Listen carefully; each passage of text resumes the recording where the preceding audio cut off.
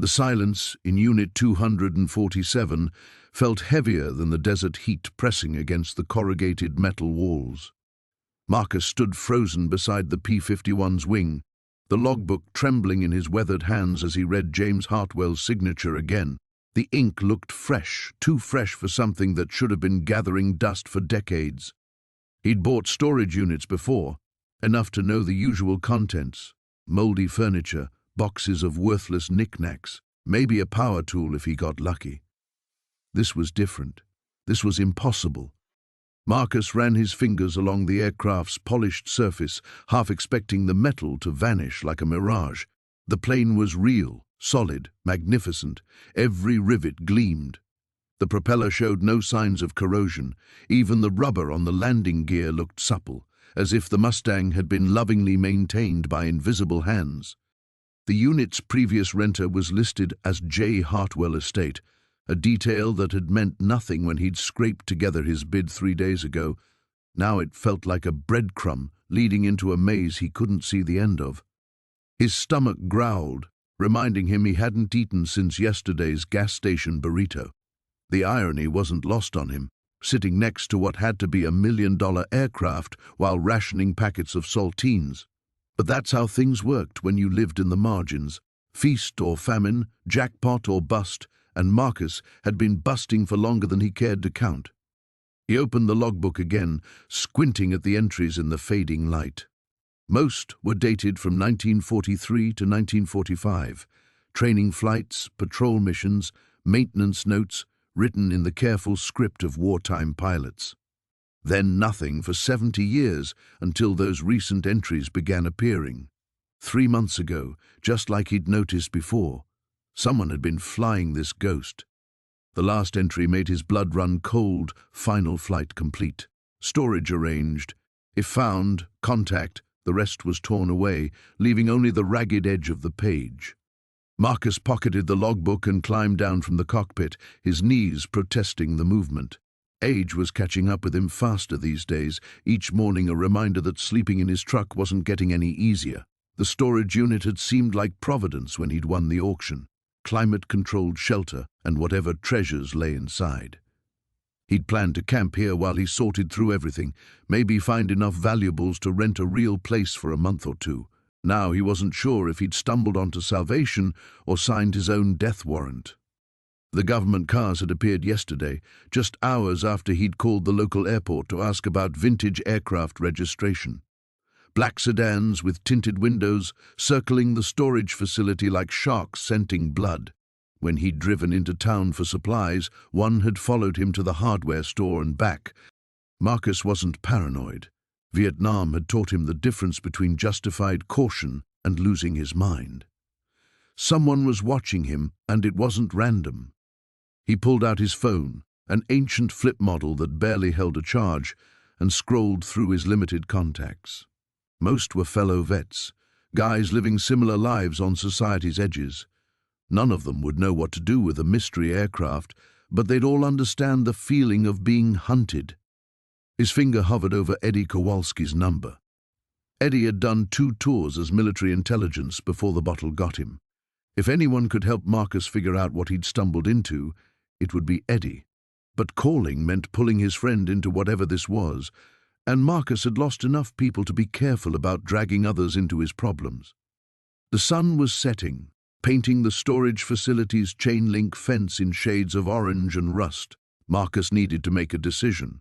He could walk away, abandon the unit, forfeit his money, and disappear into the desert like he'd done so many times before. Start over in Phoenix or Vegas with nothing but the clothes on his back and whatever pride he had left. Or he could stay and fight for what might be the break he'd been waiting for since his discharge in 1971. Marcus looked back at the Mustang, its silver skin now glowing in the dying light. Beautiful machines like this had saved his life over Southeast Asian jungles when friendly fighters drove off enemy aircraft. He'd always felt a kinship with the pilots who'd flown them, men who'd faced death in aluminum and steel cocoons, thousands of feet above the earth. Maybe it was time to return the favor. He pulled the unit's rolling door halfway down and settled against the wall with his sleeping bag. Tomorrow he'd start digging deeper into James Hartwell's story, government surveillance be damned. Tonight, he'd stand guard over his impossible discovery and try to figure out why a dead pilot's signature was keeping him awake. The desert wind whistled through the gaps in the metal walls, and somewhere in the distance, an engine turned over in the parking lot. The engine sound faded into the night, but Marcus remained awake until dawn, the P-51's silhouette a constant presence in his peripheral vision. When the first rays of sunlight pierced the unit's metal walls, he folded his sleeping bag with military precision, some habits die hard, and headed into Barstow for breakfast. Mel's Diner squatted on the town's main drag like a chrome and vinyl monument to better times. The coffee was strong enough to strip paint, and the waitresses had been pouring it for truckers and drifters since before Marcus first shipped out.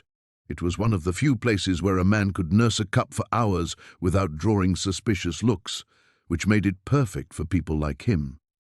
Morning, Tank.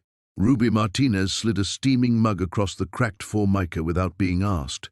She'd been calling him by his old army nickname since he'd first wandered into Mel's 6 months ago, broke and looking for day work. You want the usual? Marcus nodded, counting out exact change from his dwindling supply. 2 eggs over easy, wheat toast, hash browns. Enough calories to fuel a day's work, cheap enough to stretch his remaining cash. Ruby had tried to comp his meals before, but Marcus had his pride. A man paid his own way, even when paying hurt. The diner hummed with its usual morning crowd, construction workers heading to job sites, retirees killing time over endless coffee refills, a few fellow travelers who'd learned that Mel's was a safe harbor in an increasingly hostile world.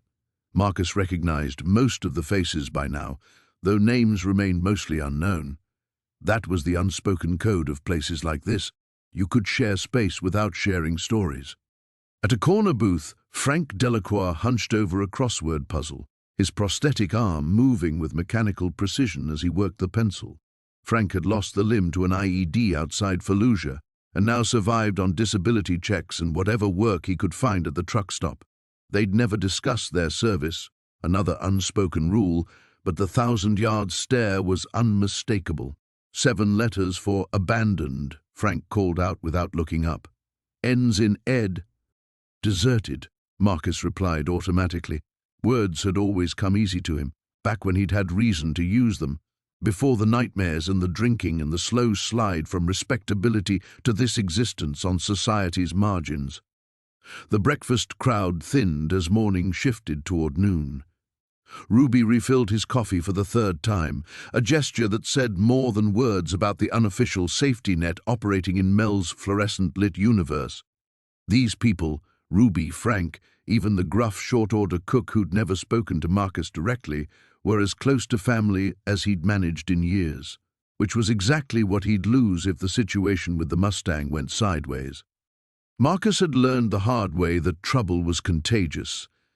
When the VA had flagged his file for irregular behavior patterns, every friend who'd vouched for him got scrutinized. When his drinking had cost him the forklift job at the warehouse, his supervisor had been written up for failing to report signs of instability. People who helped guys like Marcus often paid a price for their kindness. The bell above the diner's door chimed, and Marcus glanced up to see a familiar black sedan creeping past the window. Same car from yesterday, or one identical to it. The driver wore sunglasses despite the overcast sky, and his passenger seemed to be photographing the license plates in the parking lot.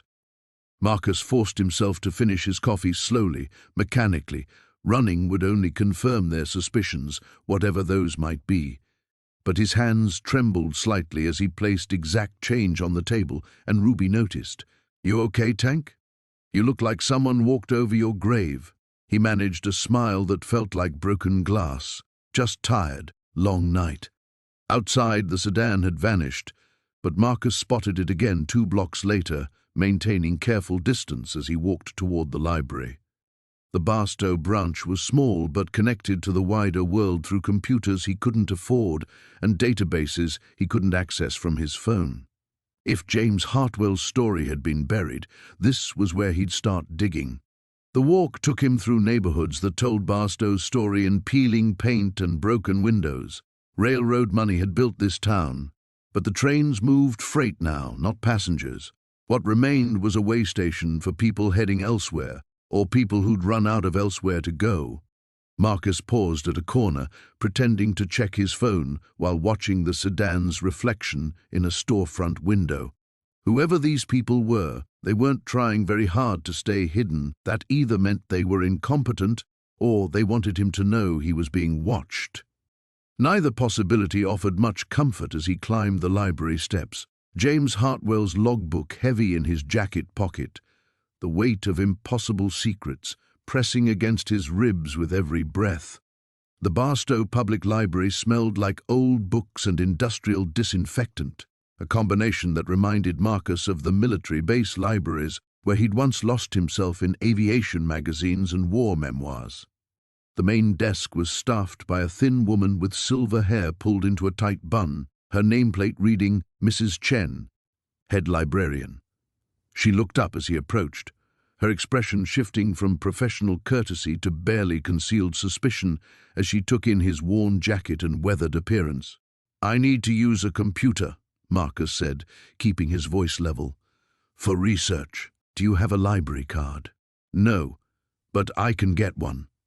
Mrs. Chen slid a form across the desk with the enthusiasm of someone handling toxic waste. "Fill this out completely. You'll need 2 forms of identification and proof of local address." Marcus's jaw tightened. He had a driver's license and his VA card, but proving he lived anywhere in Barstow was impossible when home was currently a storage unit. He started to turn away when a younger voice interrupted. "Mrs. Chen, I can sponsor him for a day pass." The speaker was a woman in her 30s, with kind eyes and grease-stained fingers that marked her as someone who worked with her hands. She wore a faded NASA t-shirt and jeans that had seen better days. "Sarah, that's highly irregular." "Come on, Mrs. C. The man just wants to use a computer." "I'm Amanda Reeves," she said to Marcus, extending her hand. "I run the garage down on 1st Street. You're Tank, right? Ruby mentioned you." Marcus shook her hand, surprised by the strength of her grip. "Marcus Sullivan. And I'd appreciate that day pass." Mrs. Chen's mouth pursed like she'd bitten into something sour, but she processed the paperwork with obvious reluctance. Within minutes, Marcus found himself seated at a computer terminal in the library's back corner, Amanda pulling up a chair beside him. "You don't have to," he began. "Relax. I'm curious what kind of research has government spooks sitting outside the library." She nodded toward the window, where the black sedan had reappeared in the parking lot. "They've been there since before you walked in." Marcus's blood ran cold. If they were this obvious about surveillance, they'd moved past subtle intimidation into open pressure. That meant whatever deadline they were working toward was approaching fast. "James Hartwell," he said, typing the name into the search engine. "World War II pilot." The initial results were sparse. A few mentions in unit rosters, a death certificate dated March 15, 1945, stating he'd been shot down over the Pacific. Marcus pulled up the military records database, his fingers moving with surprising confidence across the keyboard. The skills came back quickly, muscle memory from the days when he'd had a career, an apartment, a life that existed in official documents. There, Amanda pointed to a scanned document. "Says his plane went down during a mission near Iwo Jima. P-51 Mustang, serial number." "That's weird." Marcus leaned closer. The serial number listed in Hartwell's death report was different from the one he'd found on the aircraft in his storage unit. Not close, completely different. "Could be a clerical error," Amanda suggested, but her tone suggested she didn't believe it. Marcus opened the logbook he'd brought, comparing the serial numbers directly. The discrepancy was undeniable. According to official records, James Hartwell had died flying a different airplane entirely. "What aren't you telling me?" Amanda asked quietly. Before Marcus could answer, his phone buzzed. The text message was from a number he didn't recognize. "Meet me at the Desert Rose Motel, room 23. Come alone. I have answers about James Hartwell, a friend." Marcus stared at the screen, his military training warring with desperation. Every instinct screamed trap, but the alternative was remaining in the dark while the watchers in the sedan tightened their circle. "What is it?" Amanda's voice seemed to come from very far away. He showed her the message. Her face went pale as she read it. "Tank, this is seriously messed up. You need to call the police." "And tell them what? That I found a vintage airplane in a storage unit and now mysterious people want to meet me? They'll think I'm having another breakdown." The words slipped out before he could stop them. Amanda's expression softened. "Another breakdown?" Marcus closed his eyes, feeling the weight of his entire precarious existence pressing down on him. The library, Amanda's unexpected kindness, even the simple act of sitting at a computer researching something that mattered, it all felt like borrowed time. Soon he'd be back to sleeping in his truck, scrambling for day work, watching his life shrink to the dimensions of pure survival. Unless James Hartwell's impossible airplane really was his salvation. "I have to go to that meeting," he said finally. "Then I'm coming with you." "No." The word came out harder than he'd intended. "I won't drag anyone else into this." Outside, the sedan's engine started. Time was running out, and Marcus felt the familiar sensation of standing at the edge of a cliff with enemies behind him and unknown depths below. The choice was no choice at all.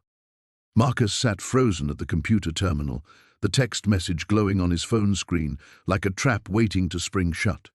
The Desert Rose Motel squatted on the edge of town like a neon tumor, the kind of place where people went to disappear or get disappeared. He'd driven past it countless times during his months in Barstow, noting the cracked parking lot and the rooms that stayed dark even when the vacancy sign flickered. "Tank?" Amanda's voice pulled him back to the present.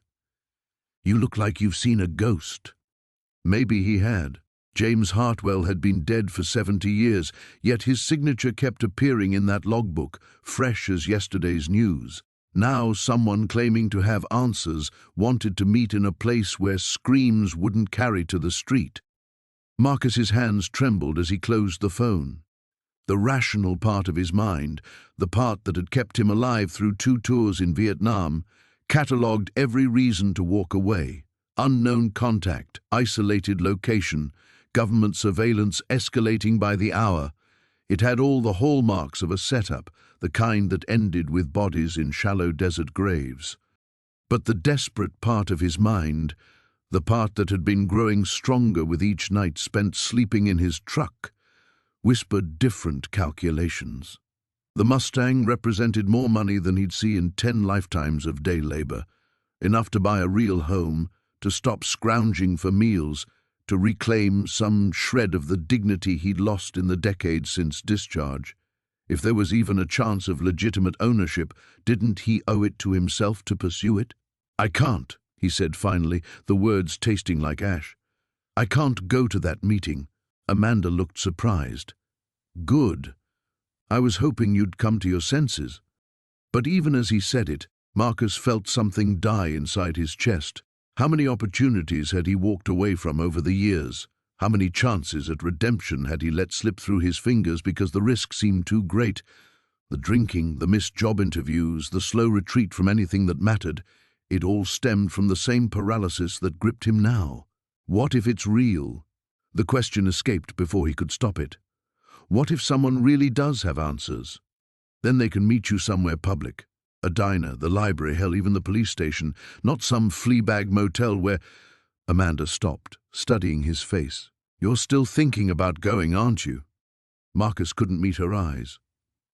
Through the window, the black sedan sat motionless in the parking lot, its occupants no doubt monitoring his every move.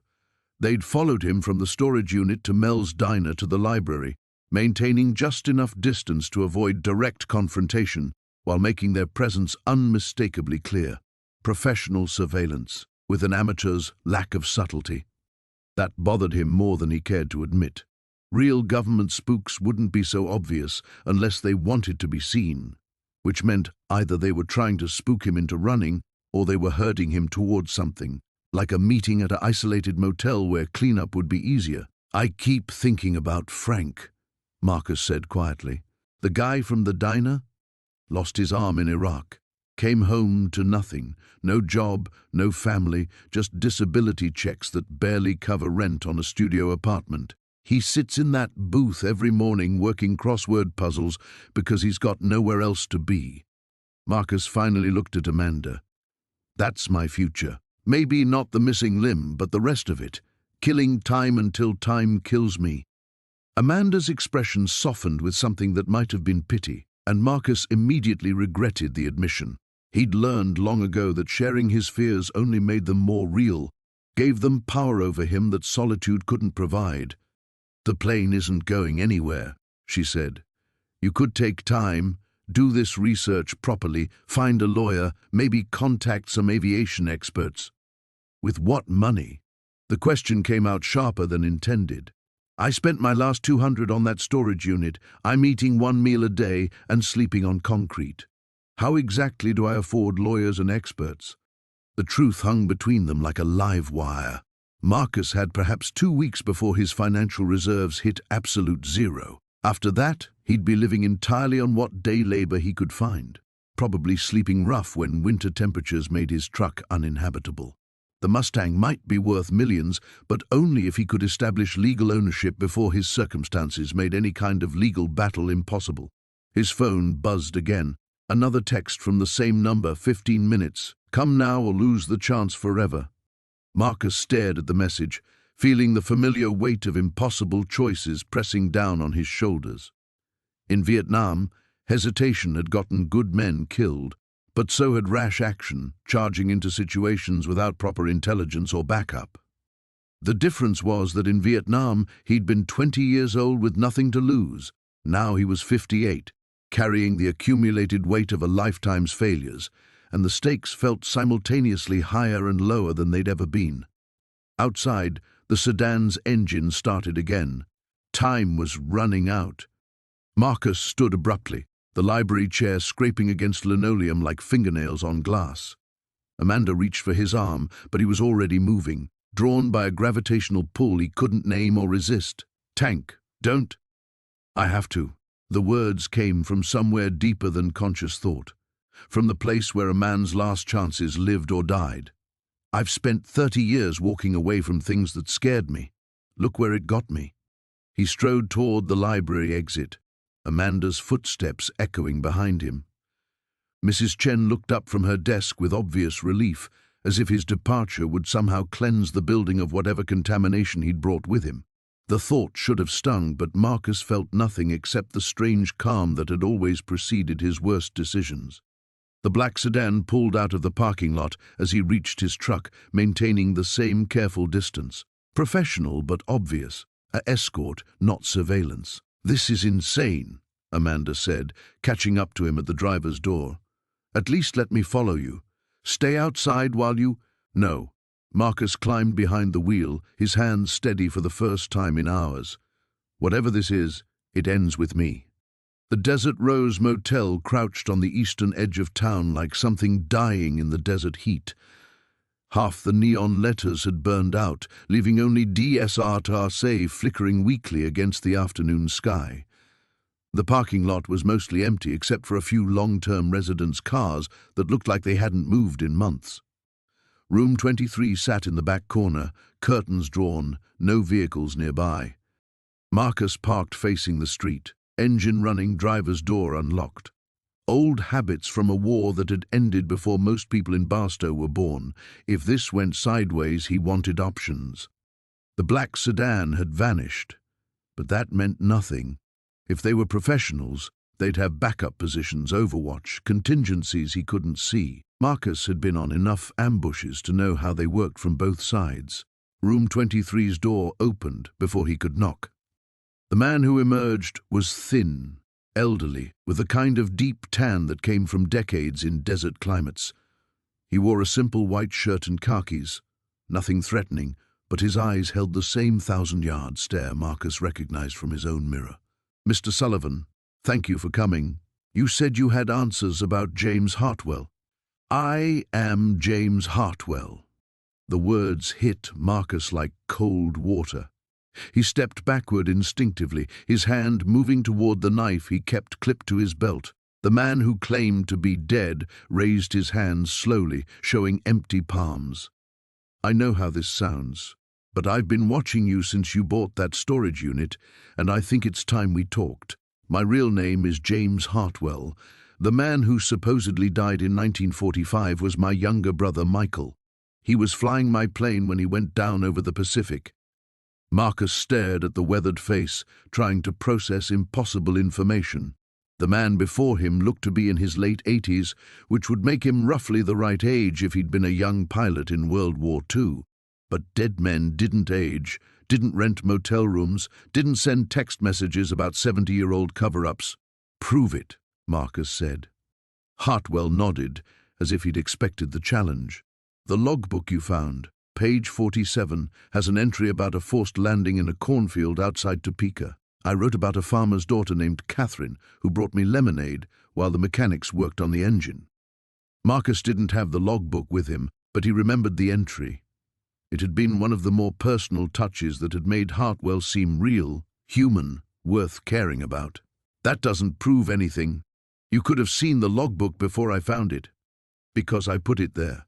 Hartwell's voice carried the weight of old secrets, along with the plane. "I've been paying for that storage unit for 23 years, waiting for someone to find it who wasn't connected to the people who've been hunting me." The desert wind picked up, carrying dust and the smell of creosote across the parking lot. Marcus felt reality shifting beneath his feet like sand in an earthquake. Everything he thought he understood about the Mustang, about James Hartwell, about his own desperate situation, was dissolving into something far more complex and dangerous. "Why me?" "Because you're broke, desperate, and invisible. Because you have military experience but no official connections. Because when I ran your background, I found a man who'd lost everything and had nothing left to lose." Hartwell stepped aside, gesturing toward the motel room. "And because the people who killed my brother and stole 70 years of my life are closing in. They know about the plane now, which means they know about you." Marcus looked back toward town, toward the library where Amanda was probably still waiting, toward Mel's diner where Ruby would wonder why he hadn't shown up for dinner.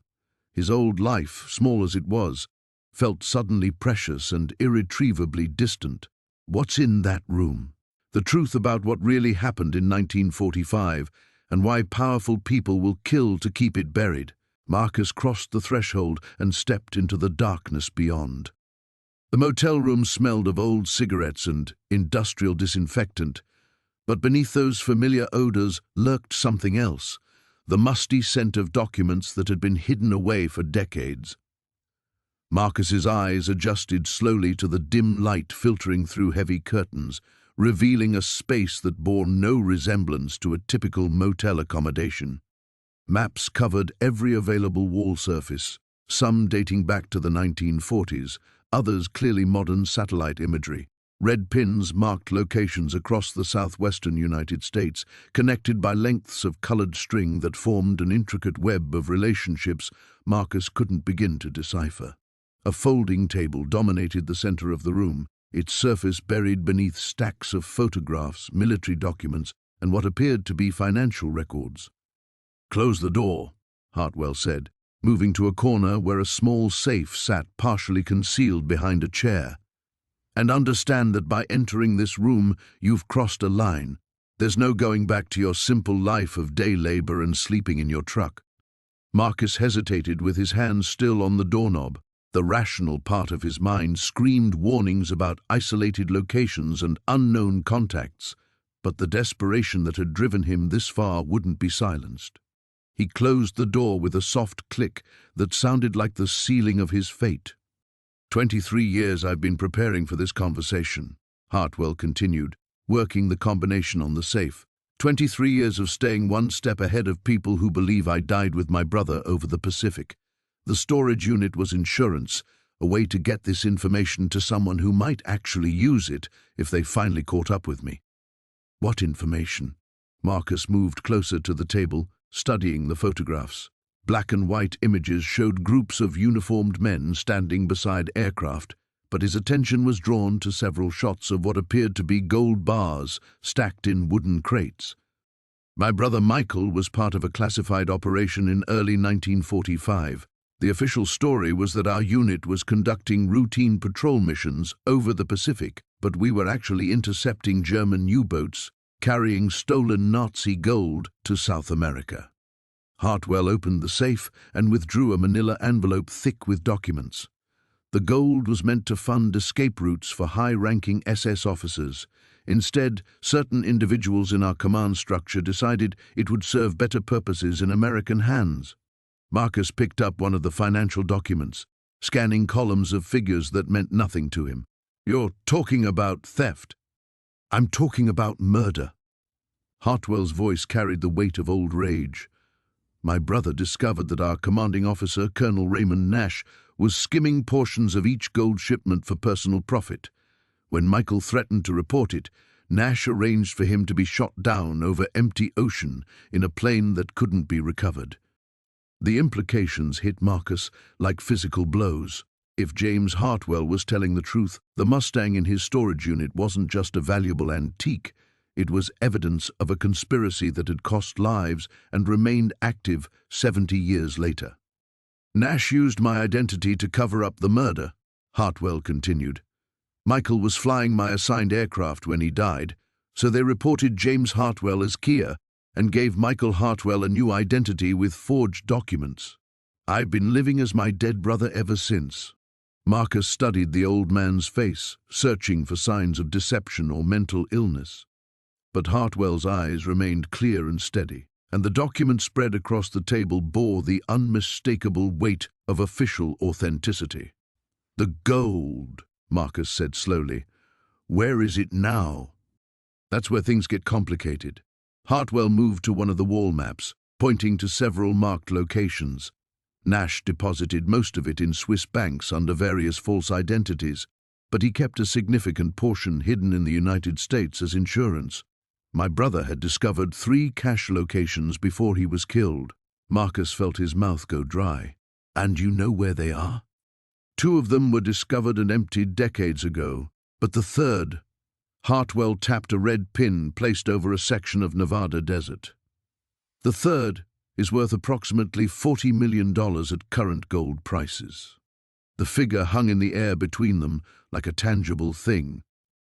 Marcus had been hoping the Mustang might be worth enough to get him off the streets, but $40 million represented wealth beyond his comprehension.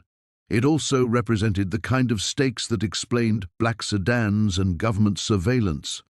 Nash is 93 years old, but his son controls a private military contracting company with connections throughout the intelligence community, Hartwell explained. "They've been hunting me for decades, and they know that airplane is the key to everything. The logbook contains coded references to the cache location. Then why give it to me? Why not just..." A sound outside made them both freeze. Car doors slamming in the parking lot, followed by footsteps moving with military precision across gravel. Marcus reached for his knife, but Hartwell was already moving toward a window. "Because," the old man said grimly, "they found us both." Through the cracked Venetian blinds, Marcus counted 6 figures moving across the Desert Roses parking lot with the coordinated precision of a military unit. They wore civilian clothes, khakis, polo shirts, sunglasses, but their formation and movement patterns screamed special operations. 2 flanking positions, 2 covering the rear exit, 2 advancing directly toward room 23. "Back window," Hartwell whispered, but Marcus was already shaking his head. "They'll have it covered." He'd run enough ops to recognize professional Overwatch when he saw it. "How many ways out of here?" "Just the 2. Hartwell was stuffing documents back into the manila envelope with practiced efficiency. "But there's something they don't know about." The old man dropped to his knees beside the bed and pulled up a section of worn carpeting, revealing a rectangular access panel cut into the floor. Below lay darkness and the smell of stagnant water.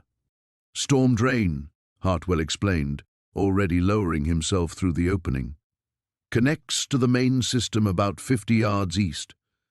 I've been planning this escape route for 5 years." Marcus hesitated. Following Hartwell meant abandoning his truck, his few possessions, any pretense of normalcy. But the alternative was facing 6 professional operators who'd already demonstrated they weren't bound by legal niceties. A sharp knock echoed from the front door. "Mr. Hartwell, we just want to talk." The voice was calm, reasonable, exactly the tone Marcus would have used to coax a hostile out of cover, which meant they were probably 30 seconds from dynamic entry. He dropped through the floor panel feet first, landing in ankle-deep water that smelled of rust and decades of desert runoff. The drainage pipe was barely large enough for a man to crawl through, its concrete walls slick with algae and things he preferred not to identify. Hartwell was already moving, the envelope clutched against his chest. Above them, Marcus heard the splintering of wood as the motel room door gave way. Voices shouted commands in professional shorthand: clear left, bedroom negative, target mobile, followed by heavier footsteps that suggested they were tearing the room apart. The storm drain stretched ahead into absolute blackness. Marcus followed the sound of Hartwell's movement, his hands and knees finding purchase on the slippery concrete. The pipe seemed to go on forever, a claustrophobic tunnel that reminded him of worse places he'd crawled through in Southeast Asia. After what felt like hours but was probably minutes, natural light appeared ahead. Hartwell emerged first, hauling himself up through a grated opening behind a defunct gas station on the edge of town. Marcus followed, both men soaked and filthy, the envelope somehow still clutched in Hartwell's grip. "My truck's back at the motel," Marcus said, checking the sightlines around their position. They had partial concealment behind the gas station's crumbling walls, but it wouldn't last long once their pursuers realized the storm drain connection. Forget the truck. Hartwell was already moving toward a sun-faded Jeep Cherokee parked behind the building. "I've had this positioned here for 2 years. Tanks full, keys in the ignition, trunk loaded with supplies." Marcus studied the old man with new respect. "You've been planning this for a long time. 23 years of staying alive teaches you to think ahead." Hartwell climbed behind the wheel, his hands steady despite their recent escape. "Question is, are you ready for what comes next? Which is, we recover that gold before Nash's people kill us both." The engine turned over smoothly, clearly well maintained, despite its aged appearance. "But first, we need to get the logbook from your storage unit. The cache location is encoded in the flight entries, and without it, $40 million stays buried in the Nevada desert." Marcus thought of Amanda waiting at the library, of Ruby expecting him for dinner at Mel's, of the simple life he'd been trying to rebuild one day at a time. All of it felt impossibly distant now, separated from his current reality by more than just the afternoon's events. "The storage unit's compromised," he said. "They followed me there yesterday." "Not necessarily. The facility has multiple access points, and I know the owner. He's discreet, for the right price."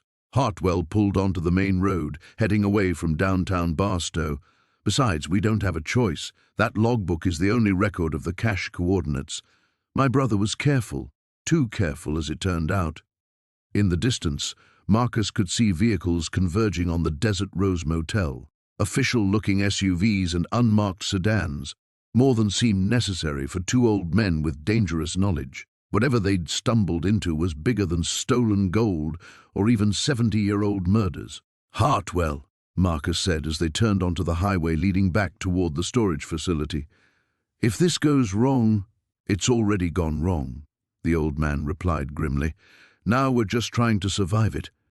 The Barstow self-storage facility looked deceptively peaceful in the late afternoon light, its rows of corrugated metal buildings casting long shadows across cracked asphalt.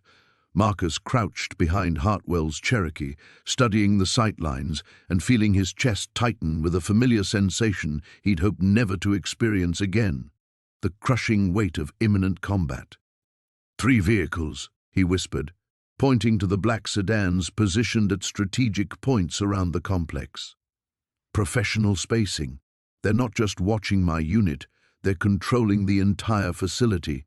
Hartwell adjusted the small binoculars he'd produced from the Cherokee's well-stocked emergency kit. "The good news is, They're focused on the main entrance and your storage unit. They don't know about the service road that runs behind Building C. Marcus studied the layout, his mind automatically calculating fields of fire and escape routes. The storage facility sprawled across 5 acres, with 6 separate buildings connected by a maze of access roads. His unit, 107, sat in Building B, roughly 200 yards from their current position. Between them and the Mustang lay open ground, multiple hostile positions, and the growing certainty that he was about to risk everything for a 70-year-old secret. "How many rounds you figure they're carrying?" Marcus asked, the question emerging from muscle memory, trained in jungles half a world away. "Enough." Hartwell folded the binoculars with hands that barely trembled. "But they want us alive, at least initially. The gold's location dies with us if they're too aggressive." The old man was right, but Marcus had seen enough operations go sideways to know that tactical restraint rarely survived first contact. Once the shooting started, professional soldiers defaulted to overwhelming force. The fact that he and Hartwell were outgunned, outmanned, and operating in enemy-controlled terrain made survival a mathematical improbability. "There's another option," Marcus said slowly. "We walk away. Leave the plane, leave the gold, disappear into whatever life you've built over 23 years. Hartwell's laugh carried no humor. "You think I haven't considered that every day since 1945? But Nash's people aren't going to stop hunting me because we surrender. They've invested too much in this cover-up, and I know too much about their operations." He met Marcus's eyes. "Besides, that 40 million represents justice for my brother. I won't let his murder go unpunished." Marcus understood the feeling. He'd carried his own ghosts out of Vietnam, his own need for closure that civilian life could never provide, but understanding didn't make their current situation less hopeless. "The service road approach," he said, accepting the inevitable. "How close does it get us?" 50 yards from the rear of Building B. There's a maintenance door that opens onto the corridor behind your unit." Hartwell started the Cherokee's engine. "But once we're inside, we'll be trapped if they discover us." They drove the long way around, using surface streets to approach the facility from the east. Marcus kept checking the mirrors, but Nash's people were apparently confident in their containment strategy. The service road was empty, bordered by chain-link fence and desert scrub that provided minimal concealment. Hartwell parked behind a rusted dumpster that blocked them from most sightlines. The maintenance door stood exactly where he'd promised, secured by a padlock that looked substantial but yielded quickly to bolt cutters from the Cherokee's toolkit. The interior corridors of Building B stretched ahead in fluorescent-lit monotony.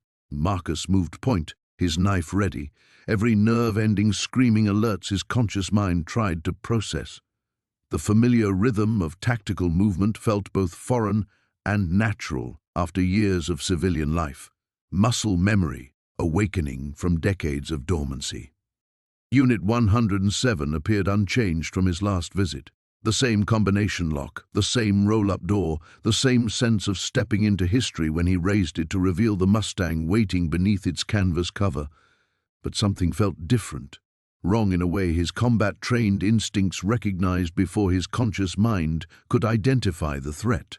"The logbook," Hartwell whispered, moving toward the plane's cockpit. Marcus grabbed his arm. "Wait." The arrangement of tools near the workbench had shifted slightly. Canvas folds that had been natural now showed signs of careful replacement. Someone had been here, recently and professionally. "It's a trap," Marcus said, but Hartwell was already climbing toward the cockpit, desperation overriding caution. The explosion of movement came from multiple directions simultaneously, storage unit doors rolling up on either side of the corridor, tactical teams emerging with weapons raised, voices shouting commands that echoed off metal walls like thunder. Marcus dove behind the Mustang's wing as automatic weapons fire shattered the fluorescent lights above. In the strobing darkness of muzzle flashes and sparking electrical fixtures, he caught glimpses of Hartwell falling from the plane's wing, the precious logbook clutched against his chest. This was his nightmare made real. Combat without preparation, without support, without hope of reinforcement. Everything he'd learned in Vietnam, everything he'd survived, condensed into this moment where 70 years of secrets would be decided by reflexes older than the airplane that might have been his salvation. The ordeal had begun. The muzzle flash illuminated Hartwell's face for a split second, eyes wide, mouth open in surprise, blood already spreading across his shirt front. The old man hit the concrete floor hard, the logbook skittering away into the shadows beneath the Mustang's fuselage. Marcus pressed himself against the fighter's aluminum skin, feeling the impact of rounds punching through metal somewhere above his head. The tactical teams were closing from 3 sides now, their movements coordinated through radio chatter he could hear but not decipher over the ringing in his ears. "Hartwell!" he called out, but the old man wasn't moving. 23 years of careful planning, of staying one step ahead of his hunters, had ended in a storage unit in Barstow with bullets meant for both of them. The firing stopped abruptly, replaced by the measured footsteps of professionals who knew they had their quarry cornered. A voice echoed through the confined space, calm, authoritative, with the slight southern accent Marcus had heard on the phone days earlier. "Mr. Sullivan, this doesn't have to end like your friend there. We just need a conversation." Marcus checked his position. The Mustang's wing provided cover from the main corridor, but they'd have angles on him from the adjacent units within minutes. His knife felt pathetically inadequate against automatic weapons, but it was what he had, what he'd always had when everything else was stripped away. "James Hartwell was a traitor and a thief," the voice continued. "He stole classified materials and has been evading justice for 7 decades. You're just a veteran down on his luck who bought the wrong storage unit. Help us recover what he stole, and you walk away with enough money to get back on your feet." The offer hung in the air like smoke from the gunfire. Marcus knew it was a lie. He'd seen too much, heard too much, become too involved to simply walk away. But the voice was giving him time to consider surrender, which meant they still needed something from him. The logbook. It had to be the logbook, with its coded references to $40 million in Nazi gold. Hartwell was dead, taking his 23 years of knowledge with him. The airplane was just metal and history without the flight records that held the real secret. Marcus began crawling toward where he'd seen the leather-bound book disappear. The concrete was slick with hydraulic fluid from the Mustang's punctured lines, and his movements felt impossibly loud in the sudden quiet. Every inch forward was a gamble that the tactical teams were still repositioning rather than drawing beads on his location. His fingers found the logbook just as boots appeared at the edge of his vision. Black tactical footwear, moving with careful precision toward the rear of the aircraft. Marcus gripped the book and rolled deeper beneath the Mustang's belly, the metal surface inches from his face. "Last chance, Sullivan." The voice was closer now, maybe 20 feet away. "James Hartwell died because he chose to run instead of cooperate. Don't make the same mistake." Marcus thought of Amanda at the library, her genuine concern for his welfare cutting through years of institutional indifference, of Ruby, who'd fed him and asked for nothing but conversation in return, of the simple dignity he'd been building one day at a time, one small kindness at a time, until a storage unit auction had dragged him back into the world of violence and conspiracy he'd spent decades trying to escape. He opened the logbook to a random page. Even in the dim light beneath the aircraft, he could see the careful handwriting, the precise notations of altitude and heading, the seemingly innocent flight records that represented a murdered pilot's final testimony. Whatever codes were hidden in these pages, they were worth killing for. Worth dying for, apparently. The boots were moving around the wing now, converging on his position with military efficiency.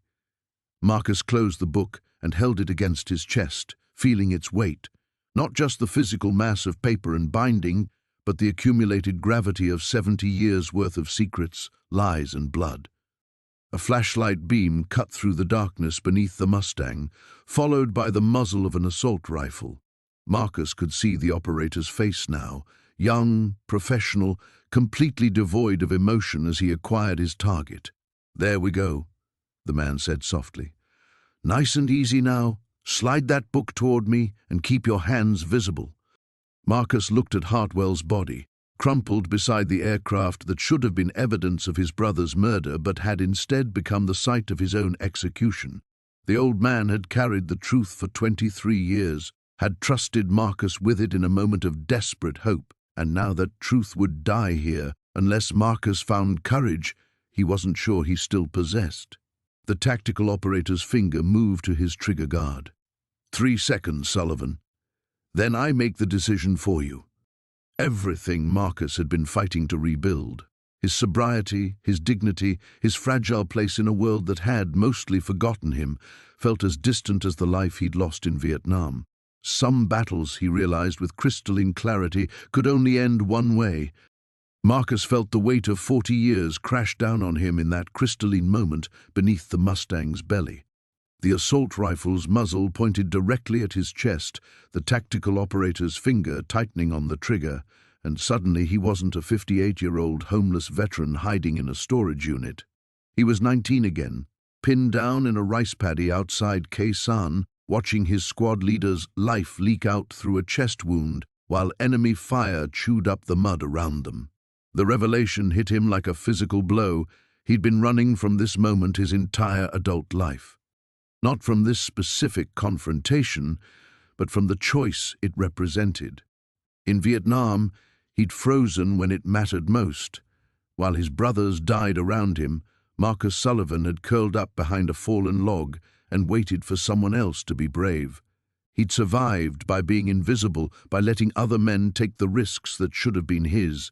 The medals they'd pinned on him afterward were participation trophies for a war he'd endured rather than fought. Everything since then, the drinking, the failed relationships, the gradual slide into homelessness, had been different versions of the same cowardice. He'd told himself he was protecting others by keeping his distance, that his damage was too profound to inflict on people who deserved better. But the truth was simpler and more damning. He'd been protecting himself from having to care enough to risk losing again. 2 seconds, the operator whispered. Marcus saw Hartwell's body sprawled on the concrete, and for the first time understood what the old man had really been asking of him. Not help recovering stolen gold, but help carrying a burden too heavy for one person to bear alone. James Hartwell had spent 23 years knowing his brother died for Nazi treasure while the world celebrated a hero's sacrifice. He'd lived with that knowledge in isolation, unable to trust anyone with the truth, until a homeless veteran stumbled into his storage unit and reminded him what brotherhood might look like. The logbook pressed against Marcus's chest contained more than coordinates to buried gold. It held evidence of a betrayal so profound it had shaped American foreign policy for 7 decades. Men like Nash had built careers and fortunes on the lie that Lieutenant Colonel James Hartwell died heroically in combat, when the truth was he'd been murdered by his own government for refusing to participate in their theft.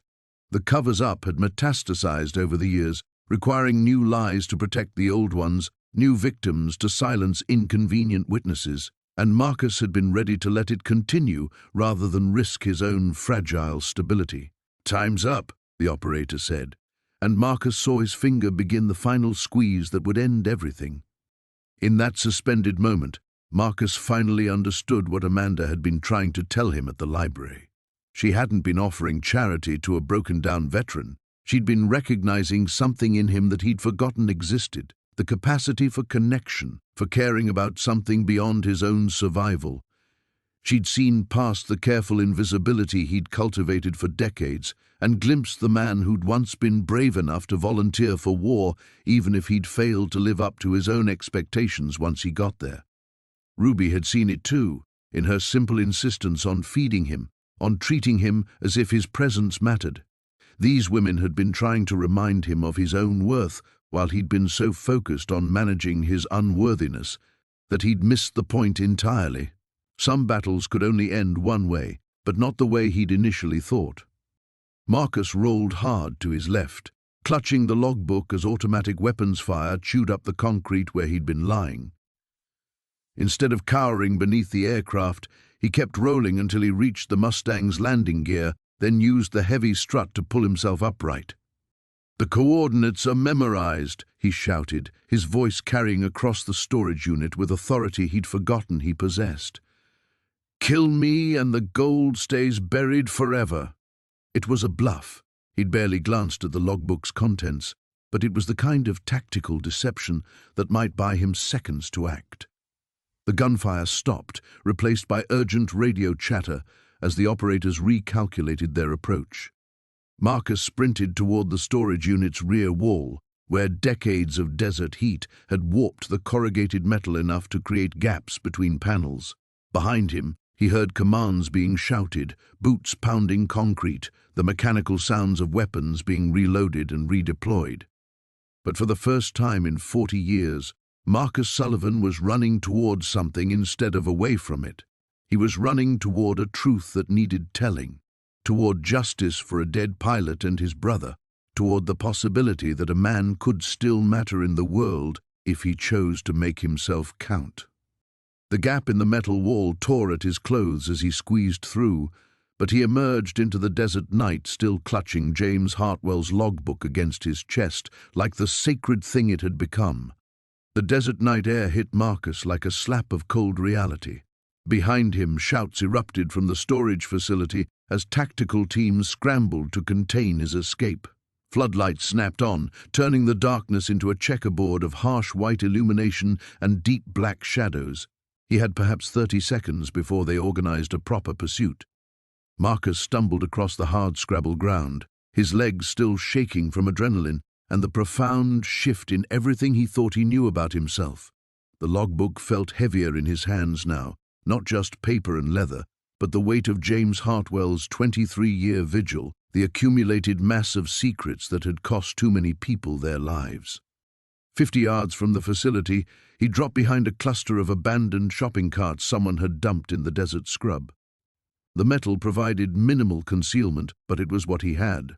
Through the chain-link fence, he could see tactical teams spilling out of the building like ants from a disturbed hill. They moved with lethal efficiency, spreading into search patterns that would cover every escape route within minutes. His phone, Amanda's phone actually, the one she'd insisted he carry, vibrated against his ribs. Marcus almost ignored it, expecting Nash's voice with new threats or impossible demands, but the number on the cracked screen belonged to Ruby's diner. "Tank! Jesus, where are you?" Amanda's voice was tight with worry. "I've been trying to reach you for hours. There are men asking questions about you all over town, showing badges and photographs. Federal agents, they said." Marcus pressed himself deeper into the shadows as a helicopter's rotors began beating somewhere in the distance.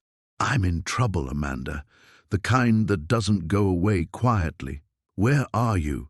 she repeated. "I can help." The simple certainty in her voice almost broke him. After years of careful isolation, the idea that someone would voluntarily step into his chaos felt both foreign and desperately welcome. But he'd already watched James Hartwell die for this secret. He wouldn't drag Amanda into the same crosshairs. "Listen to me," he said, watching as spotlights swept the desert in expanding circles. "Whatever those men told you, forget it. Don't help them, don't answer their questions. Just disappear for a few days until this is over. Tank, you're scaring me." The helicopter was closer now, its searchlight carving through the night like a mechanical sun. Marcus counted at least a dozen ground units spreading out from the storage facility, moving with the methodical precision of professionals who had all night and unlimited resources. His 30-second head start was evaporating fast. "I need you to do something," he said, opening Hartwell's logbook to a random page. "Get a pen. I'm not leaving you out there alone. Amanda." His voice carried the authority he'd found beneath the Mustang, the command presence that had surfaced when survival depended on being heard. "Get a fucking pen." Papers rustled on her end of the line. "Okay, I'm ready." Marcus read her a string of coordinates from the logbook's first entry, numbers that meant nothing to him but had been important enough for a dead pilot to record with meticulous precision. Insurance in case Nash's people caught up with him before he could decode the book's secrets properly. "Hide that somewhere safe," he told her. "If something happens to me, take it to the FBI. Not local police, not county sheriffs, federal agents who aren't part of whatever agency has been chasing me. Tell them it's connected to missing World War II gold and a 70-year-old cover-up. The helicopter's searchlight swept across his position, missing him by yards. Marcus could hear the tactical teams communicating through radio chatter, their net tightening with each passing minute. Soon they'd have infrared imaging, tracking dogs, every technological advantage that made hiding in open desert a temporary proposition at best. But something had changed in the last few minutes, something fundamental about how Marcus understood his place in this nightmare. Hartwell had trusted him with the truth, not because he was competent or brave, but because he was expendable, a homeless veteran, whose word carried no weight, whose disappearance would generate no investigations. The perfect patsy to blame for the old man's death, while Nash's people reclaimed their secrets and continued their 7-decade lie. Except Marcus was no longer willing to be expendable. The realization brought unexpected clarity. He couldn't outgun a small army or outrun their helicopters, but he possessed something they needed, the ability to decode Hartwell's logbook. His bluff about memorizing coordinates had bought him temporary breathing room, but only temporary. Once Nash's people realized he was still learning the book's secrets, they'd simply eliminate him and work the puzzle themselves. Unless he found allies. Real ones, not the federal agents who'd been hunting Hartwell for decades, but people with the resources and motivation to expose a conspiracy this large. Marcus smiled grimly in the darkness, remembering something Amanda had mentioned during one of their library conversations. Her ex-husband hadn't just been military, he'd been military intelligence, with contacts throughout the defense establishment and a journalist's instinct for corruption that had ultimately ended their marriage. The helicopter banked toward his position as Marcus began crawling deeper into the desert, clutching James Hartwell's logbook and finally understanding what it meant to have something worth fighting for. The helicopter's searchlight swept past Marcus again, closer this time, forcing him to press his face against the cold desert sand. The abandoned shopping carts provided pathetic cover, but he'd learned in Vietnam that staying alive often depended on making the most of whatever terrain you had. The logbook's leather bindings scraped against rocks as he crawled eastward, away from the storage facility's floodlit chaos. 3 miles. That's how far he needed to travel to reach the truck stop where Amanda's ex-husband worked nights managing freight logistics. She'd mentioned it weeks ago during one of their library conversations, how David kept vampire hours coordinating military supply runs, how his obsession with Defense Department corruption had slowly poisoned their marriage until she couldn't stand living with someone who saw conspiracies in every bureaucratic decision. Marcus had filed the information away without thinking, the way homeless people catalogued every potential resource and connection. Now that mental note might be his only chance at finding someone with the contacts and credibility to make Hartwell's story matter. The helicopter banked north, its searchlight carving through sagebrush and abandoned tire piles as tactical teams spread their net wider. Marcus forced himself to move slowly, deliberately, resisting every survival instinct that screamed at him to run. Fast movement in open desert would show up like fireworks on thermal imaging. His only advantage was patience, the bitter knowledge that rushing towards salvation usually led straight to destruction. His phone vibrated with a text from Amanda, "Stop being a hero and let me help you." The words hit harder than he expected. In all his years of careful invisibility, no one had ever accused Marcus Sullivan of heroism. He'd been reliable, competent, forgettable, qualities that had kept him alive through war and homelessness, but never made him matter to anyone. Amanda's faith in him felt like a responsibility he wasn't sure he could carry.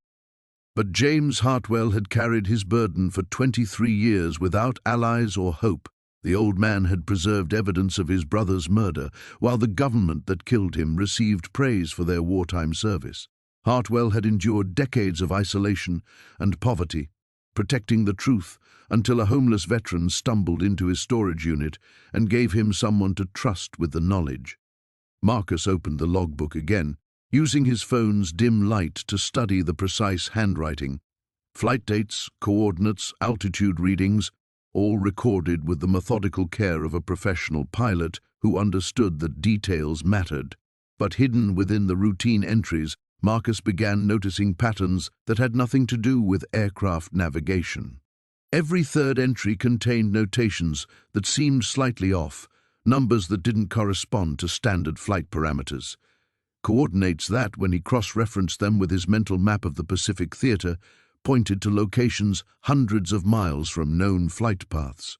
Whatever Lieutenant Colonel Hartwell had been documenting, it wasn't just combat missions. The helicopter was moving away now, searching a grid pattern that would bring it back in his direction within 10 minutes. Marcus tucked the logbook inside his jacket and resumed crawling, following a shallow drainage ditch that provided marginally better concealment. Each yard forward was a small victory against the forces trying to erase him and everything he'd learned. He thought about Nash's voice on the radio, the casual authority of a man accustomed to making inconvenient people disappear. How many others had stumbled onto fragments of this conspiracy over the decades? How many veterans, historians, or journalists had asked the wrong questions and simply vanished into bureaucratic black holes? The truck stop's neon sign appeared as a distant glow beyond a ridge of scrub-covered hills. Marcus felt his resolve crystallize as he recognized how perfectly he'd been positioned to become another casualty. A homeless veteran with no family, no steady address, no one who would demand answers if he disappeared. Nash's people had probably planned to frame him for Hartwell's murder, then eliminate him while claiming he'd died resisting arrest.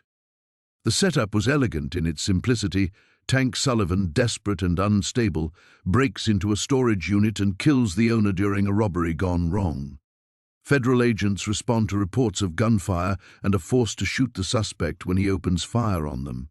Case closed, inconvenient witness eliminated, 70-year-old secrets safely buried for another generation. Except Marcus was no longer playing his assigned role. He'd spent 40 years running from the moment in Vietnam when he'd failed his brothers, when cowardice had disguised itself as survival while better men died around him. But James Hartwell had given him something he'd never expected to find again, a chance to matter, to stand for something larger than his own damaged existence. The helicopter's searchlight was sweeping back toward his position as Marcus crested the ridge and saw the truck stop spread out below him. 18-wheelers lined up like sleeping giants, their diesel engines murmuring in the desert night. Somewhere among those vehicles, a bitter ex-husband with military intelligence connections was about to learn that some conspiracies were worth a marriage, worth a career, worth fighting to expose. Marcus began his descent toward the lights, carrying James Hartwell's truth, and finally understanding what it meant to have something worth dying for. Marcus reached the truck stop's perimeter as the helicopter's rotors faded into distant thunder. The facility sprawled across several acres of asphalt and concrete, bathed in the harsh sodium glow of security lights that turned everything the color of old amber. Dozens of 18-wheelers sat in neat rows, their engines cycling through automated idle patterns while drivers caught mandatory rest periods in sleeper cabs. He needed to find David Reeves among this maze of vehicles and prefab buildings, but approaching the wrong person could trigger exactly the kind of attention that would bring Nash's tactical teams down on them both. Marcus crouched behind a diesel fuel station, studying the layout while his mind processed everything he'd learned from Hartwell's logbook during his 3-mile crawl through the desert. The coordinates hidden in the flight entries weren't random. They formed a pattern across the Pacific, marking locations where military transport planes had made unscheduled stops during the final months of World War II, stops that didn't appear in official records, at airfields that supposedly hadn't existed in 1945. The logbook was more than evidence of stolen Nazi gold. It was a roadmap to a systematic looting operation that had involved dozens of aircraft and hundreds of personnel. No wonder Nash's people had been willing to kill for it. Movement near the dispatch office caught his attention. A man in his 50s emerged from the building, carrying a clipboard and walking with the purposeful stride of someone managing complex logistics. Average height, graying hair, the kind of unremarkable appearance that would serve military intelligence well. Marcus recognized something in the man's posture, the hyper-aware alertness of someone who'd spent years assuming every conversation was monitored, every relationship potentially compromised. This had to be Amanda's ex-husband. Marcus waited until the man moved between two trailers before approaching from the shadows. "David Reeves?" The man spun around, his hand moving instinctively toward his waistband before he caught himself. His eyes swept Marcus from head to toe, cataloging details with professional efficiency. "Depends who's asking. Someone Amanda cares about. Someone who needs help exposing the kind of conspiracy you spent your marriage investigating." David's expression shifted, suspicion warring with curiosity. "Amanda sent you?" "She gave me coordinates to memorize. Told me her ex-husband would understand what they meant."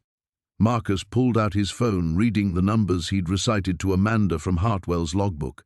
"She said you'd know people who could make this matter." The change in David's demeanor was immediate and profound. His casual alertness transformed into something sharper, more focused, as if Marcus had just spoken a password that unlocked years of accumulated knowledge. "Where did you get those coordinates?" "From a logbook signed by Lieutenant Colonel James Hartwell, dated 1945, the same James Hartwell who supposedly died heroically over the Pacific, but actually spent the last 23 years hiding in a storage unit because his own government tried to murder him for refusing to help steal Nazi gold." David stepped deeper into the shadows between the trailers, his voice dropping to barely above a whisper. "Jesus Christ, do you have any idea what you're carrying?" "I'm starting to." Marcus showed him the logbook, its leather binding scarred from his crawl through the desert.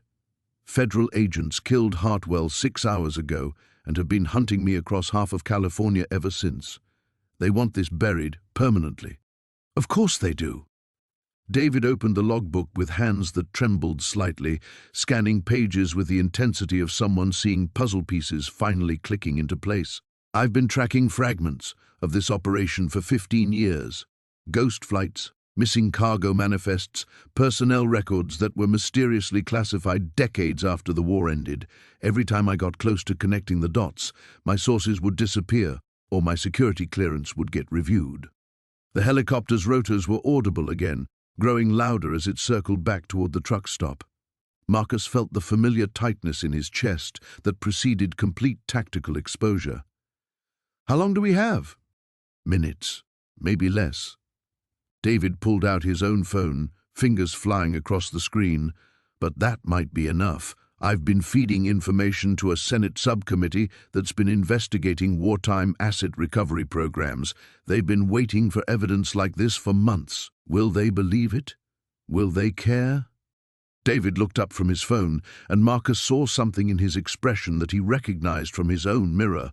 The bitter knowledge that doing the right thing often cost everything you valued. Senator Patricia Walsh has been fighting this battle longer than either of us. Her grandfather died in the Philippines in 1945, supposedly killed by Japanese forces. But she found evidence suggesting he was executed by American intelligence officers after discovering unauthorized gold shipments. She'll care. The helicopter's searchlight swept across the truck stop's eastern approach, moving in a search pattern that would reach their position within minutes. Marcus felt the weight of James Hartwell's sacrifice pressing against his chest, the accumulated burden of 7 decades worth of lies that had shaped American foreign policy and cost countless lives. Everything he'd learned, everything he'd become, had led to this moment. Marcus felt his pulse hammering against his ribs as the helicopter's searchlight carved closer to their position. David's fingers continued flying across his phone screen, uploading files with desperate efficiency, while the rotors grew thunderous overhead. 30 seconds, David muttered, not looking up from his screen. "Just need 30 more. The searchlight found them. Blinding white radiance flooded the space between the trailers, turning their hiding spot into a stage under Klieg lights. Marcus heard boots hitting asphalt from multiple directions, the coordinated movement of tactical teams who'd finally cornered their prey. "Drop the phone and step away from the vehicle." The amplified voice came from everywhere at once. bouncing off metal surfaces until it became a mechanical roar, hands visible, no sudden movements. David's thumb stabbed the send button as he raised his hands. It's done. Everything Hartwell documented, every coordinate, every name. It's all in Senator Walsh's hands now. Figures emerged from the darkness beyond the searchlight's glare, black-clad operators moving with the fluid precision Marcus remembered from Vietnam Special Operations. Their weapons tracked smoothly between him and David, professional soldiers following professional protocols for containing threats. But Nash himself stepped into the light without body armor or tactical gear, his gray suit somehow immaculate despite the desert night. His face held the patient satisfaction of a man who'd been hunting the same prey for decades and finally had it cornered. "Mr. Sullivan," Nash said, his voice carrying easily over the helicopter's noise, "you've led us quite a chase. I'm impressed. Most homeless veterans don't possess your particular combination of stubbornness and tactical awareness." Marcus kept his hands raised but shifted his weight slightly, testing whether the operators would react to minimal movement. They didn't, a sign that Nash wanted conversation, not immediate elimination. Hartwell trusted the wrong person, didn't he? "You were never trying to protect him." "Protect him?" Nash's laugh was genuinely amused. "Mr. Sullivan, I've been trying to find James Hartwell for 23 years.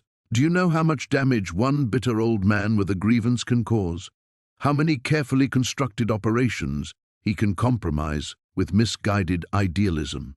Operations like stealing Nazi gold and murdering American pilots? Operations like ensuring America emerged from World War II as a global superpower instead of a bankrupt democracy crushed by war debt." Nash stepped closer, and Marcus saw something evangelical in his expression, the absolute certainty of someone who believed his cause justified any sacrifice. "Every ingot of gold we recovered, every strategic asset we secured, helped build the world order that's kept the peace for 70 years. David's voice cut through the helicopter noise. "Peace built on lies and murder." Nash turned toward him with mild interest, as if noticing an insect that had just spoken.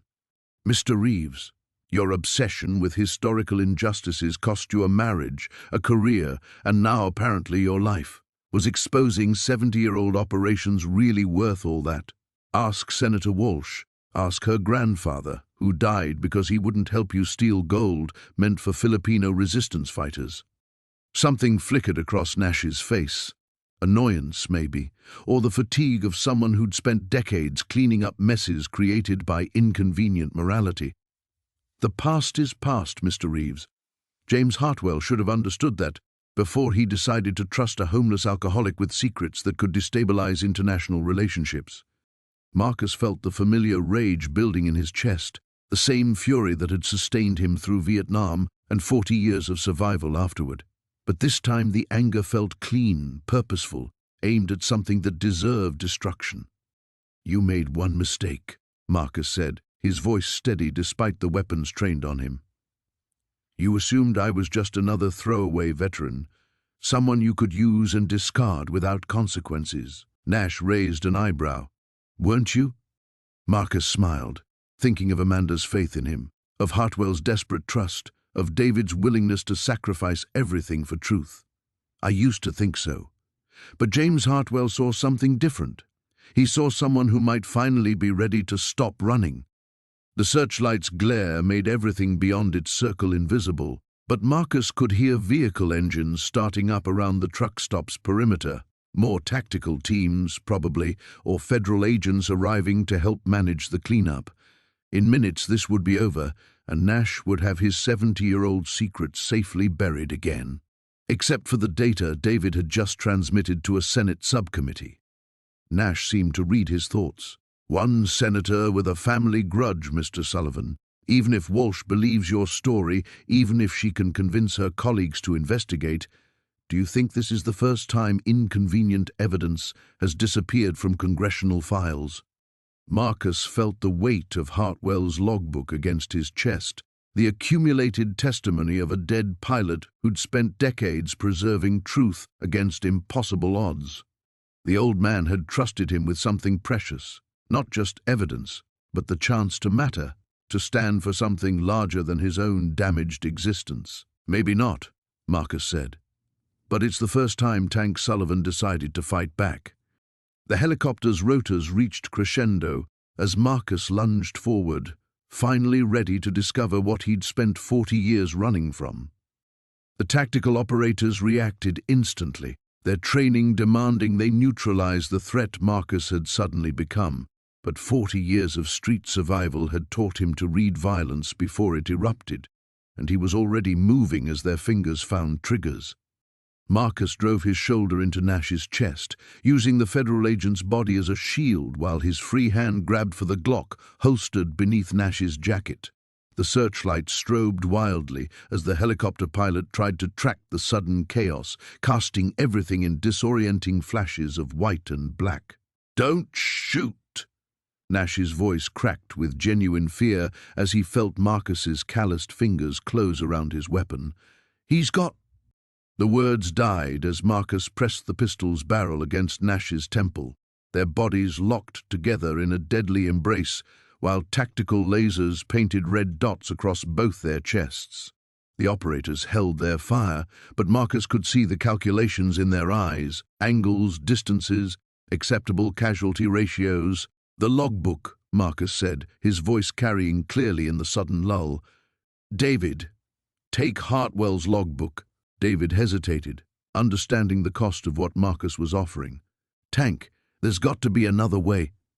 "No." Marcus felt a strange peace settling over him, the same clarity he'd experienced in Vietnam when death stopped being theoretical and became simply another tactical consideration. Nash is right about one thing: evidence disappears, witnesses get discredited. But martyrs become stories, and stories are harder to kill. He could feel Nash's rapid heartbeat through their pressed-together bodies, smell the fear sweat soaking through the federal agent's expensive suit.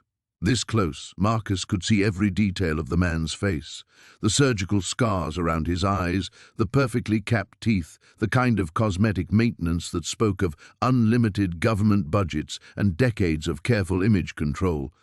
"You think dying makes you noble?" Nash whispered, his voice tight with controlled panic. "You're just another broken veteran who couldn't handle civilian life." "Maybe, but I'm a broken veteran with James Hartwell's evidence and nothing left to lose."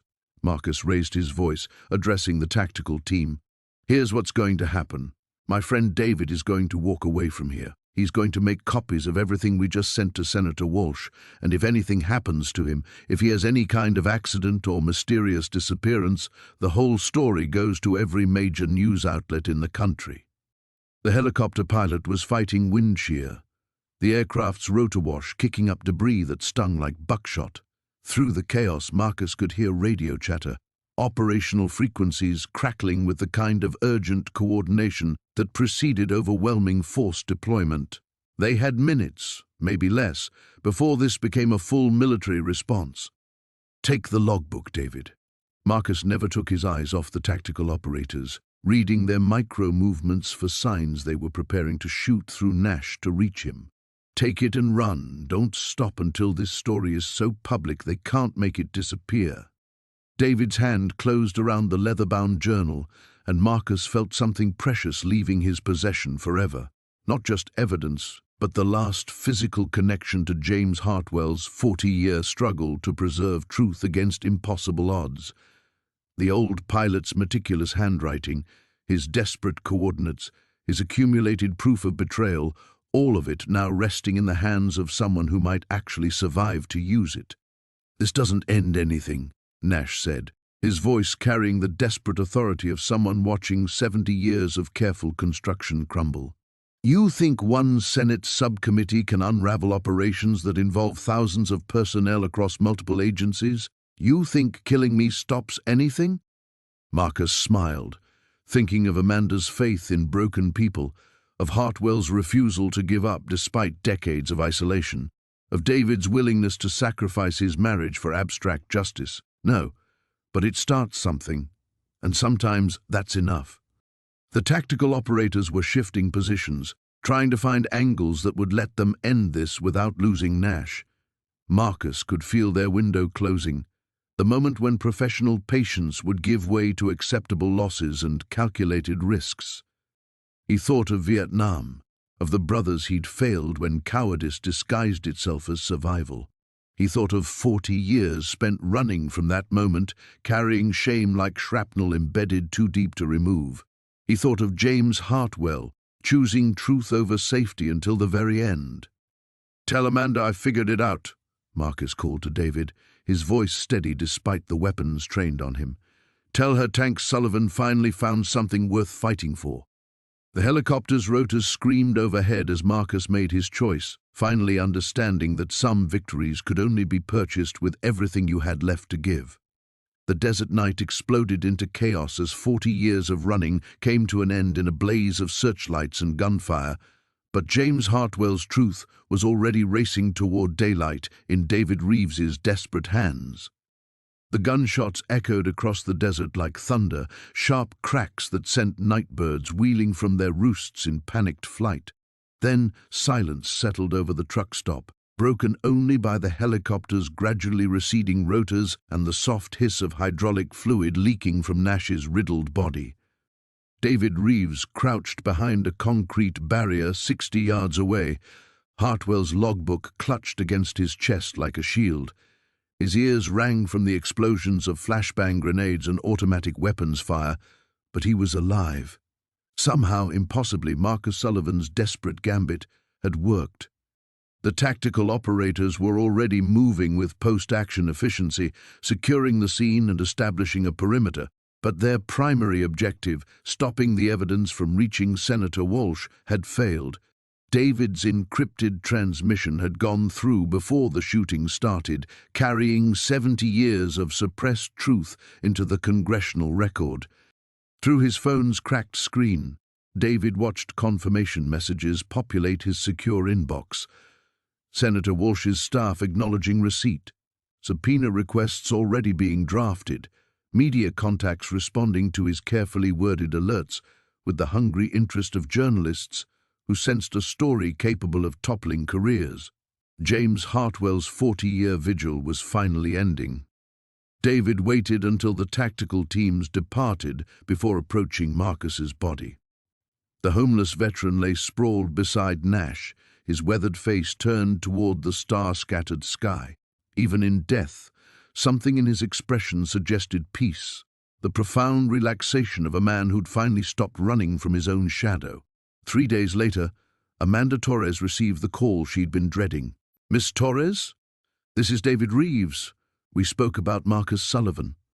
Amanda set down her coffee with trembling fingers.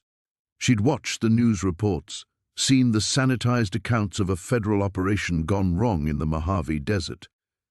Official statements spoke of a mentally unstable veteran who'd threatened national security before being neutralized by appropriate force. No mention of stolen Nazi gold or murdered pilots. But David's voice carried something the news reports lacked: vindication. "Marcus wanted me to tell you something," David continued. "He said to tell you that Tank Sullivan finally found something worth fighting for." Amanda closed her eyes, remembering the broken man who'd stumbled into her shelter 6 months ago, remembering his shame, his careful distance from human connection, his absolute certainty that he'd used up whatever value he'd once possessed. She thought of their last conversation, when she'd given him David's coordinates and watched him disappear into the desert night. "Did it work?" she whispered. "Did he accomplish what he was trying to do?" Senator Walsh held her first hearing this morning.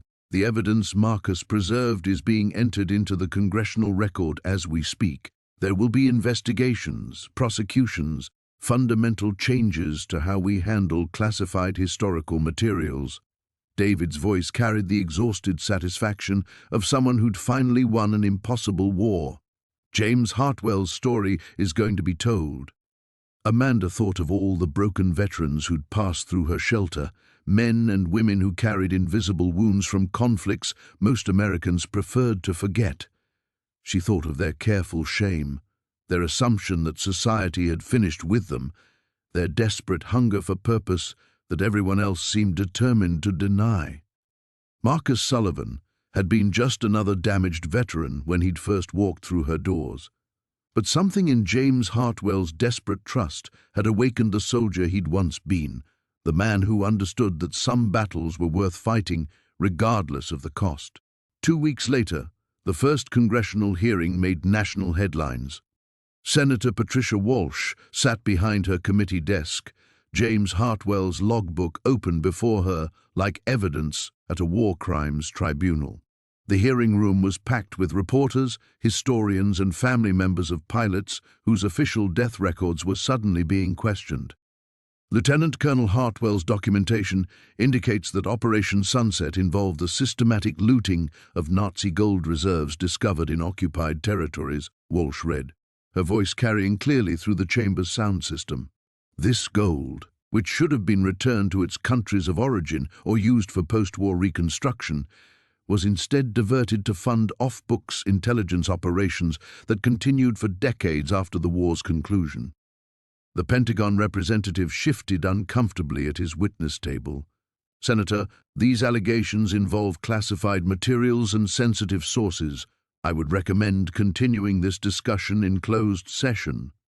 "The materials were declassified when they entered the public record through Mr. Sullivan's sacrifice," Walsh interrupted. "The time for hiding behind classification stamps is over." She held up a photograph from Hartwell's collection. Nash as a young man in 1947, standing beside a C-47 transport loaded with unmarked crates. Agent Nash's 40-year career was built on managing the secrets revealed in this logbook. He killed to protect those secrets and died trying to suppress them. But the truth has a way of surviving even our most determined efforts at burial. In a Barstow motel room, David Reeves watched the hearing on a laptop computer, James Hartwell's coordinates finally public record. Outside his window, the desert stretched toward mountains where an old pilot had hidden for 23 years, preserving evidence for a reckoning that had finally arrived. The immediate battle was over, but Marcus Sullivan's war was just beginning. 3 months after Marcus Sullivan died in the Mojave Desert, Amanda Torres found herself driving toward Barstow with a passenger she'd never expected to meet. "He never told me about you," said Elena Sullivan, Marcus's daughter. She sat rigid in the passenger seat, clutching a manila envelope containing the official notification of her father's death. 32 years of silence, and I had to learn about his final months from a Senate subcommittee hearing on the news. Amanda navigated the desert highway, watching heat shimmer rise from asphalt that stretched toward distant mountains. The landscape looked different now, charged with meaning she couldn't have imagined 6 months ago. Somewhere out there, James Hartwell had waited 23 years for someone like Marcus to find him. Somewhere out there, Tank Sullivan had finally discovered who he was meant to be. "Your father carried a lot of shame," Amanda said carefully. "He thought he'd used up his right to be anyone's dad." Elena's laugh held no humor. "So he decided that for me? Decided I was better off thinking he was dead?" The anger was justified, Amanda knew. Elena had grown up believing her father died in Vietnam, had mourned a war hero who never came home, learning that he'd spent 40 years homeless, that he'd chosen the streets over seeking out his own daughter, had shattered something fundamental in her understanding of family and abandonment. But Amanda had seen the other side of that choice. She'd witnessed the careful distance Marcus maintained from anyone who might depend on him, his absolute conviction that proximity to Tank Sullivan inevitably meant disappointment and damage. The man who died protecting James Hartwell's evidence had spent decades protecting his daughter from what he believed himself to be. "The storage facility is just ahead," Amanda said. They parked outside a -1 storage, where Marcus's journey had begun with a $200 gamble and desperate hope for anything that might keep him alive another month. The facility looked smaller than Amanda had expected, just rows of beige metal doors baking under desert sun. But this was where a homeless veteran had discovered his purpose, where Tank Sullivan had chosen truth over safety for the first time in 40 years. Elena stood before Unit 247, now sealed with federal evidence tape but scheduled for release following the congressional investigation's conclusion. Inside, beneath canvas tops, a 1943 P-51 Mustang waited for decisions about its future. The plane that had started everything, that had carried James Hartwell's secrets across decades of government cover-up and official denial. "The lawyers say I inherit it," Elena said quietly. "A World War II fighter plane I never knew existed, evidence in a conspiracy case that's rewriting history books. My father's final gift to a daughter he never had the courage to contact." Amanda watched Elena's face, seeing Marcus's stubborn jawline and the same careful distance he'd maintained from emotional vulnerability. The daughter had inherited more than a mysterious airplane from her father. She'd inherited his capacity for self-protection, his assumption that connection meant inevitable betrayal. But she'd also inherited his courage, the quiet strength that had sustained him through Vietnam and 40 years of survival afterward. "There's something else," Amanda said, producing an envelope from her purse. "David Reeves asked me to give you this." Elena opened it with trembling fingers, revealing a photograph from James Hartwell's collection. Marcus Sullivan at 23, young and proud in his army dress uniform, standing beside a woman with Elena's eyes and a baby girl reaching for the camera with delighted curiosity. "He carried this with him," Amanda explained. 40 years on the streets, and he kept your picture. Mr. Hartwell wrote on the back, said your father showed it to him every day, told stories about teaching you to ride a bike and helping with homework. Said Marcus talked about you until the very end. Elena's composure finally cracked, 40 years of imagined abandonment colliding with evidence of love that had never wavered, only hidden itself behind shame and self-doubt. She pressed the photograph against her chest, shoulders shaking with grief for a father who'd loved her enough to disappear. "I work with homeless veterans in Phoenix," she whispered. "My whole career, helping people like him, never knowing." Amanda understood. Elena Sullivan had spent her adult life trying to save men like her father, drawn by instincts she couldn't explain toward the kind of broken soldier Tank Sullivan had believed himself to be. The daughter had been searching for her father in every veteran she'd counseled, every homeless warrior she'd helped find housing and purpose. Now she finally knew why. "He was proud of you," Amanda said. "David told me Marcus spent his last night reading about your work online, amazed that his little girl had grown up to help people like him. He said Tank Sullivan finally understood what kind of man could raise that kind of daughter."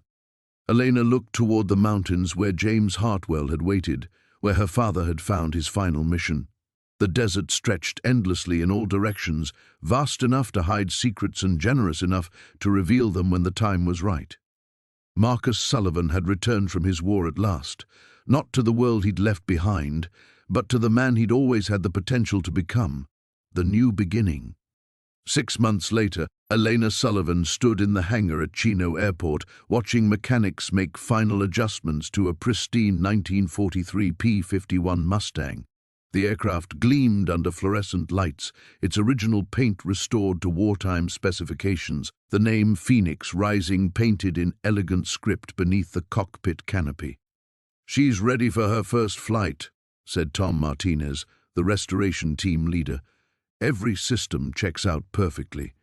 Your father and Mr. Hartwell took good care of her."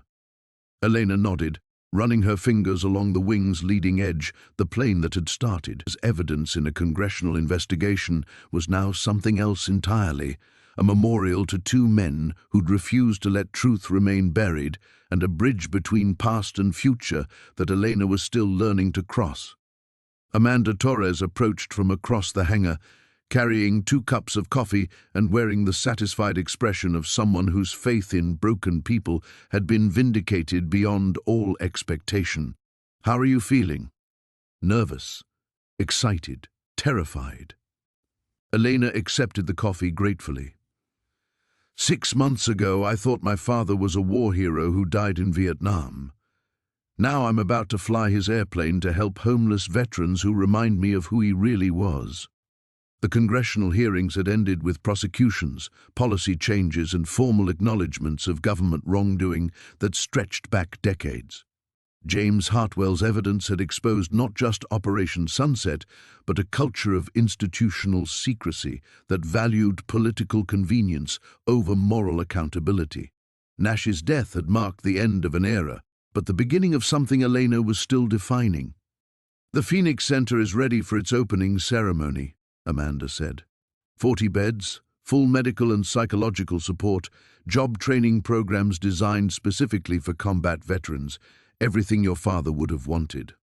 Elena smiled, thinking of the decision that had surprised everyone, including herself. Instead of selling the P-51 to private collectors, she'd donated it to the Smithsonian with one condition: it would spend 6 months each year touring the country, raising awareness and funds for veteran support programs. The Phoenix Rising had become a flying memorial, carrying Marcus Sullivan's story to air shows and public events where people could understand that heroism sometimes required decades to fully reveal itself. "The first residents move in next week," Elena continued. 12 veterans who've been living on the streets, plus support staff trained in trauma counseling and addiction recovery.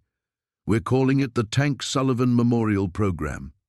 David Reeves emerged from the pilot's briefing room, wearing civilian clothes but carrying himself with the careful precision of someone whose military training remained embedded in muscle memory. His marriage hadn't survived the congressional testimony and media attention, but something in his bearing suggested a man finally at peace with the choices he'd made. "Weather's perfect for the dedication flight," he announced. "Clear skies from here to Phoenix, minimal wind. Your father would have loved these conditions." Elena had earned her pilot's license in the months following Marcus's death, driven by a need to understand the world that had consumed the final chapter of his life. Learning to fly the P-51 had been more than acquiring a skill. It had been a form of communion with the father she'd never really known, and the man he'd become in his final moments.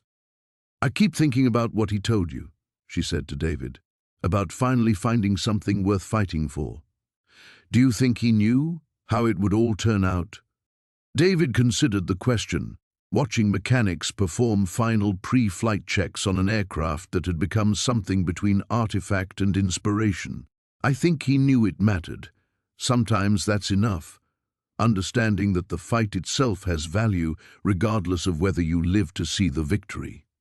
Elena climbed into the cockpit, her hands finding controls that her father had touched, instruments that James Hartwell had maintained with desperate care through 23 years of hiding. The engine caught with a satisfying roar, 70-year-old engineering that still possessed the power to lift broken people towards something better. As the P-51 taxied toward the runway, Elena thought about the speech she'd give at the Phoenix Center's dedication ceremony. She would talk about her father's 40-year journey from Vietnam to the Mojave Desert, about the homeless veteran who'd discovered that some secrets were worth dying to protect.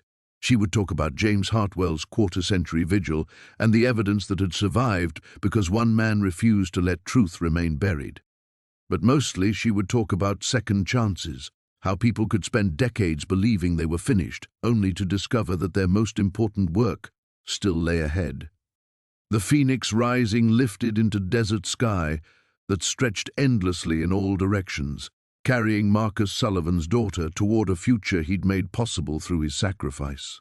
Below, Amanda Torres and David Reeves watched until the aircraft became a distant speck, two people who'd witnessed transformation and understood that some endings were actually beginnings wearing different clothes. Tank Sullivan's war was finally over, but his victory was just taking flight.